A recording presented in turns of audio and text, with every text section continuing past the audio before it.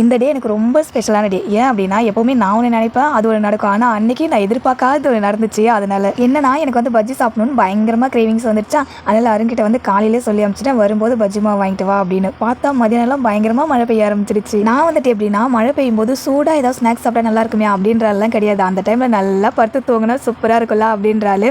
ஆனால் அன்றைக்கி தானாக அமைஞ்சுது அப்படின்றதால எனக்கு கொஞ்சம் ஸ்பெஷல் டேவாகிடுச்சு. அன்றைக்கி வந்துட்டு 1 மணி போல் தான் லஞ்ச் ப்ரிப்பேர் பண்ணி ஸ்டார்ட் பண்ணேன். அதனால் வந்துட்டு கிச்சன்லாம் க்ளீன் பண்ணிவிட்டு லஞ்ச் ப்ரிப்பேர் பண்ணோன்னா லேட் ஆகிடும் அப்படின்னு சொல்லிட்டு ஒரு பக்கம் சாதம் வச்சுட்டு இன்னொரு பக்கம் வெண்டைக்காய் வதக்கிட்டு அதுக்கப்புறம் தான் வந்து கிச்சன்லாம் நான் க்ளீன் பண்ணேன். லஞ்சு சாப்பிட்டு முடிச்சுட்டு எல்லாருமே நல்லா படுத்து தூங்கிட்டோம். 4:30 மணிக்கு எழுந்திரிச்சு பஜ்ஜி செய்யணுமா வேணாமான்னு ரொம்ப யோசிச்சேன். தூங்கிட்டேன்னா அதில் ரொம்ப வந்து கொஞ்சம் சோம்பேறித்தனமாயிடுச்சு.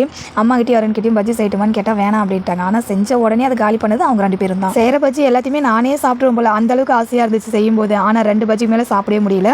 எனக்கு வந்து பஜ்ஜி செஞ்சு கொடுத்தல, உனக்கு நைட்டு நான் முட்டை பொடிமா செஞ்சு தரேன் அப்படின்னு சொல்லிட்டு முட்டை பொடி மாசில் ஊறப்பட்ட உப்பை போட்டு விட்டுட்டான். ஒருவேளை பொடிமா செய்யும்போது என் மேலே பாசம் அதிகமாகி உப்பு வாரி கொட்டிட்டானோ இருக்கலாம்.